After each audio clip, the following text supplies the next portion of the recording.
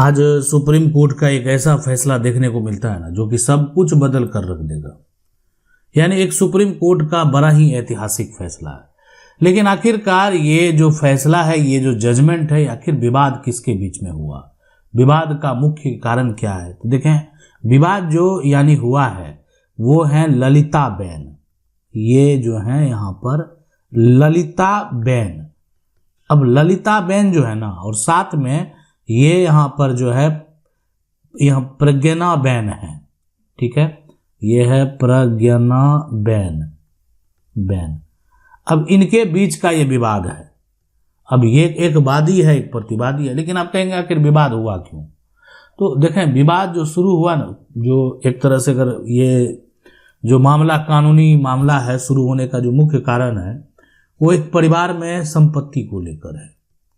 और अक्सर आपको जो है विवाद देखने को मिलेगा जो कि संपत्ति का, प्रॉपर्टी का, हक का, शेयर का ही विवाद होता है। अब संपत्ति का ये हुआ कि परिवार में एक, मान लेते हैं जो होता है ना कि बुजुर्ग सदस्य है, कोई ऐसा परिवार में जो बुजुर्ग लोग हैं, अब किसी को वो ज़्यादा जो है मान रहे हैं, देखभाल कर रहे हैं। अब बहुत सारा घर में लोग हैं, उसमें हो सकता है एक पोता को, एक पोती को, किसी को भी लोग ज़्यादा मानते हैं, तो कह सकते हैं ज़्यादा घर में तवज्जो मिलता है।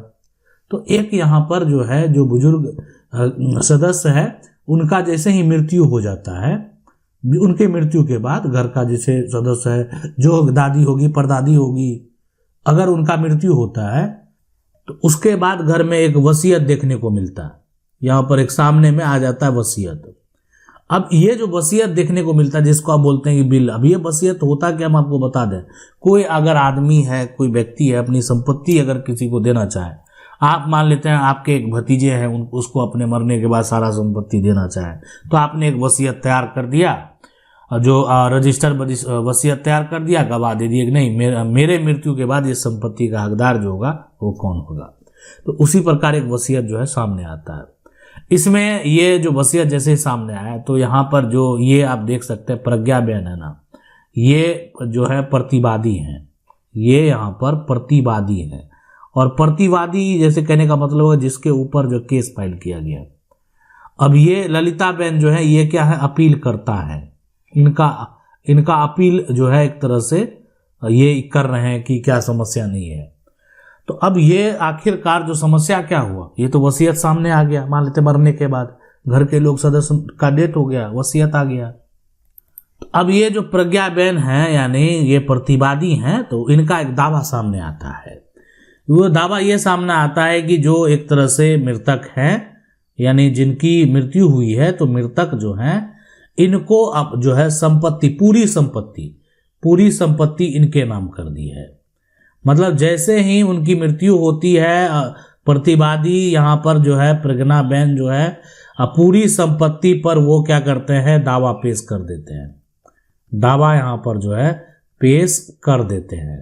अब बड़ा सवाल है, अब किसी को अगर यहाँ पर आपत्ति होगा तो वो तो अपना आपत्ति, ऑब्जेक्शन जो भी है लगाने का वो लगाएंगे ही। अब है चुनौती आता है ललिता बेन, अपीलकर्ता जो हैं, इन्होंने क्या किया कि इस जो वसीयत, जो विल बनाया गया था ना, इस विल को तो इनके द्वारा भी कोर्ट में चुनौती दे दिया गया। और ये चुनौती इन्होंने क्या किया, वसीयत को फर्जी बता दिया। ये जो वसीयत है ना, इसको इन्होंने फर्जी बताया ललिता बेन ने। अब है कि फर्जी मुंह से बताने से होगा। आप कहेंगे घर में बैठे हुए कि ये वसीयत फर्जी है तो कौन मानेगा? ठीक है, आसपास के लोग मान जाएंगे, लेकिन उसके आधार पर जो है आप कुछ एक तरह से दस्तावेज जो है अभी भी बने हुए हैं, और कोई व्यक्ति जो है वसीयत के आधार पर मोटेशन करा लेगा, दाखिल खारिज करा लेगा। तो वसीयत फर्जी है ये आप आज कह रहे हैं, वसीयत को फर्जी आपको तो करवाना पड़ेगा, रद्द करवाना पड़ेगा। दस्तावेज जो गलत लोग दिखा रहे हैं, दावा कर रहे हैं, तो ये जो है सबसे पहले फर्जी दस्तावेज जो है ना बताकर, और जो ललिता बेन अपील करता है ना, इन्होंने ये कहाँ चले गए, अदालत। अब अदालत चले गए तो अदालत में जाकर अपना दावा पेश करेंगे। तो अब ललिता बेन कहाँ है, अदालत में जाकर कह रहे हैं कि जज साहब देखें, ये दिखा रही है ना प्रज्ञा बेन जो है, ये फर्जी वसीयत है, और ये फर्जी वसीयत के आधार पर पूरा संपत्ति हड़पना चाहती है उस बुजुर्ग औरत का, बुजुर्ग महिला का। यानी ये गलत तरीके से ये बना ली है। तो ये जो है, अब सही बात है कि ललिता बहन का कोर्ट में जाकर कह देना ये बात, कोर्ट तो मान नहीं लेगा। कोर्ट है, मान लेते हैं, उतना ललिता बहन के लिए ही का भी बात सुनने के लिए है और परगना बहन का भी बात सुनने के लिए है। तो आखिरकार जो ललिता बहन का तर्क है ना, जो उनका तर्क है, ये तर्क जो है ना, वसीयत जो है सही तरीके से नहीं लिखा गया, उसमें गड़बड़ी है। यानी ये तर्क जो उनका था कि वसीयत फर्जी है, ये यहाँ पर जो आप कह सकते हैं ये साबित करना पड़ता। किसको? ललिता बहन को। अब साबित करने के लिए ये कोई ज़रूरी नहीं है कि जो ललिता बहन का तर्क है वो एक तरह से सही ही हो। अब देखें, ललिता बहन को ना सबसे बड़ा झटका अब लगेगा, और ललिता बहन को झटका तब लगता है जब एक फैसला आता है, और वो फैसला होता है यहाँ पर निचली अदालत का। यानी आप जैसे वो बोलते हैं ना सिविल कोर्ट, तो यहाँ पर निचली अदालत का एक फैसला आता है, और फैसला में जो है निचली अदालत ने यहाँ पर जो परगना बहन है ना, जो कि एक तरह से पूरी संपत्ति पर दावा कर रहे थे, उनके पक्ष में, यानी कह सकते हैं ना किसके पक्ष में? यहाँ परगना बहन के पक्ष में। यानी प्रतिवादी जिसको बोलते हैं ना, कि जो जिसके ऊपर आपने एक तरह से केस किया वही केस जीत गया, तो प्रतिवादी के पक्ष में फैसला आ गया। तब केस करने वाले को कितना बड़ा झटका लगा होगा, पक्ष में फैसला, कि आप किसी के ऊपर केस किए और आपका जो अगेंस्ट पार्टी है उसी के पक्ष में कोर्ट का फैसला आ जाता है, निचली अदालत का फैसला आ जाता है। तो बहुत लोग जो है ना आप सोचते हैं कि क्या लड़ेंगे, ये है ना, इसके मेरे साथ अन्याय हो गया, घबरा कर छोड़ देते हैं। सबसे बड़ी चीज़ आज सीख आपको जो है सीखने को मिलेगी यही, कि आज जो है बहुत सारे लोग जब निचली अदालत का फैसला होता है, सिविल कोर्ट का फैसला होता है, फैसला को जो है स्वीकार करके छोड़ देते हैं। अरे अगर आपको लगता है आप अपने जगह पर सही है, आप अपने जगह पर अडिग हैं, तो आप जो है आपको रुकना नहीं है, आपके साथ न्याय जरूर होगा। तो इसलिए जो है ना, ये निचली अदालत हो गया, प्रतिवादी के पक्ष में क्या हुआ? फैसला सुना दिया गया। वसीयत जो है, वसीयत इसका फैसला हुआ होगा, तो इसका मतलब वसीयत क्या है? वसीयत को असली करार दे दिया गया, ठीक है। लेकिन फिर भी समस्या जो है एक तरीके से यहाँ पर जो परगना बहन है उसको लगा ही रहा, और समस्या लगने का यहाँ पर जो मुख्य कारण है वो क्या है कि आखिरकार अब जो है आगे ये मामला अंत तक जो है ना, फिर ये आप कह सकते हैं हाई कोर्ट से लेकर सुप्रीम कोर्ट तक पहुंच जाता है। अब ये जो मामला आज आपको देखने को मिल रहा है ना, ये मामला जो है ये पहुंच गया कहां पर? सुप्रीम कोर्ट में, जिसका case number civil appeal number 7434/2008 है, और यहाँ पर जो SLP है नंबर है 17161 है 2006। अब ये जो सुप्रीम कोर्ट में जब मामला पहुंचता है तो सुप्रीम कोर्ट में हर तरह का जांच जो है गहराई से किया गया। आखिर लोग जो है, एक पक्ष जो है सुप्रीम कोर्ट तक अगर कोई पहुंचता है ना, तो उसकी जांच जरूर गहराई से की जाती है, आखिर कुछ तो बात है। लेकिन ये आप कहेंगे गलत तरीके से भी लोग जा सकते हैं, लेकिन यहाँ पर सुप्रीम कोर्ट ने जब गहराई से जांच किया ना, तो सबसे बड़ी बात है कि जो वसीयत तैयार किया गया था, तो वसीयत में जो गवाह एक तरह से दर्ज किए थे, अब ये जो वसीयत करता है ना, वो अगर सिग्नेचर कहीं पर किया है, तो सिग्नेचर करते वक्त कम से कम जो है ना, एक आदमी कोई ऐसा मिले जो ये कहे ना कि मैं वसीयतकर्ता को साइन करते देखा था। मतलब कोई एक आदमी को ये कहना पड़ेगा, वसीयतकर्ता ने मेरे सामने स्वीकार किया था, वो साइन किया था। तो ये कम से कम एक गवाह चाहिए, ठीक है, एक गवाह चाहिए। ये कहाँ? ये तो सुप्रीम कोर्ट का कहना है कि कम से कम एक गवाह लाइए जो ये बताए कि ये जो है ना वसीयतकर्ता को वो सिग्नेचर करते हुए देखे थे। बड़ा समस्या हो जाता है। अब यहाँ पर जो है वसीयत का जो प्रारूप है, पूरा जो ड्राफ्ट देखा गया, गवाहों की कानूनी जो है एक तरह से पूरा एक जो प्रक्रिया है, सुप्रीम कोर्ट का एक जो अपना कड़ा रुख में यहाँ पर जो है देखा गया जो है हर चीज़ों को। तो ये जो है वसीयत, ठीक है, वसीयत असली है, लेकिन दस्तावेज में लिखे हुए हर बात की पुष्टि भी होनी चाहिए। आपके द्वारा जो है दावा किया गया बात सही है, लेकिन आपके कह देने से यह हर बात को स्वीकार नहीं कर लिया जाएगा। यहाँ पर न्यायालय में हर बात को स्पष्ट तरीके से रखना होगा।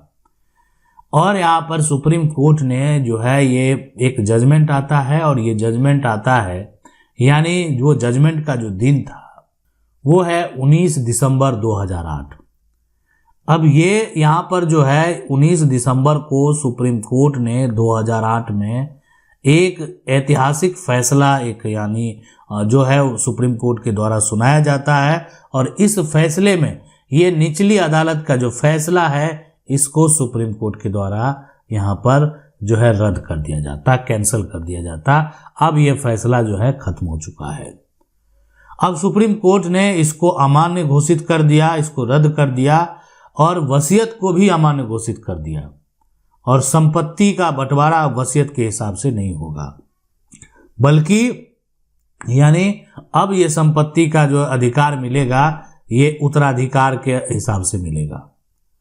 यानी वो जो वसीयत जिस पर इतने दिन से दावा चल रहा था ना, सुप्रीम कोर्ट ने उसको रद्द कर दिया, उसको कैंसिल कर दिया। आज जो ये जजमेंट है, ये फैसला है ना, इससे आप क्या सीखते हैं? सबसे बड़ी चीज है कि हमको समझना चाहिए कि आज ये जजमेंट और ये फैसले हमें क्या सिखाते हैं। तो ये जो है ये फैसला, एक जजमेंट जो है ना, जो कि ललिता बहन यहाँ पर है, प्रगना बहन जो है, तो उनका जो ये विवाद है, उनका ये जजमेंट है, उनका ये फैसला जो है इस केस का, ये यहाँ पर एक चेतावनी देता है कि अगर आप वसीयत बना रहे हैं ना, तो किसी का जो है वसीयत बनाकर, आज कोई लोग वसीयत बनवा रहे हैं, वसीयत बनाकर वो क्या करते हैं, सिर्फ साइन ले लेते हैं, सिग्नेचर ले लिए, ये काफी नहीं है। आज अगर कोई यहाँ पर रजिस्टर वसीयत होता ना तो साख्त होता। आज सेल्डिड लोग क्यों बनाते? एक मान लेते हैं स्टाम्प पेपर पर भी वहां पर वही बात लिखकर आप साइन कराकर घर में रख लेंगे, लेकिन आपने स्टाम्प पेपर पर सारा बात लिखकर सरकार का जो एक तरह से निबंधन कार्यालय है, सरकार को टैक्स देते हुए जमीन की रजिस्ट्री कराते हैं। सिर्फ वहां पर जो है सारे जो एक तरह से बात लिखकर भी आप वो जमीन को जो है अपना नहीं बना सकते, आप दावा कभी पेश नहीं कर सकते, इसलिए है कि वो सेल्डिड अगर रजिस्टर्ड है तो आपका दावा जायज है। तो अनरजिस्टर्ड डॉक्यूमेंट का कानूनी तौर पर दावा जो है एक ठोस नहीं होता है। तो इसलिए आपको जो है अब घबराना नहीं है। अगर आपको लगता है कि आप यहाँ पर निचली अदालत में केस हार गए हैं, हाईकोर्ट में आपके पक्ष में फैसला नहीं हुआ है और आप अपने जगह पर सही हैं, आप अपना दावा जारी रखेंगे, आपको न्याय जरूर मिलेगा। यानी जो है थोड़ा समय लगेगा, लेकिन आपका जो एक तरह से ये, अगर आप अपने जगह पर आप हकदार है, आपका दावा जायज है, तो फिर आपको अपनी संपत्ति, अपनी प्रॉपर्टी को जो है प्राप्त करने से कोई नहीं रोक सकता है। आशा करते हैं वीडियो अच्छा लगा होगा। वीडियो को लाइक जरूर कर दें। चैनल को पहली बार देख रहे हैं, सब्सक्राइब करके जो बेल आइकन है उसको जरूर दबा लें। मिलते हैं अगले वीडियो में, तब तक के लिए जय हिंद।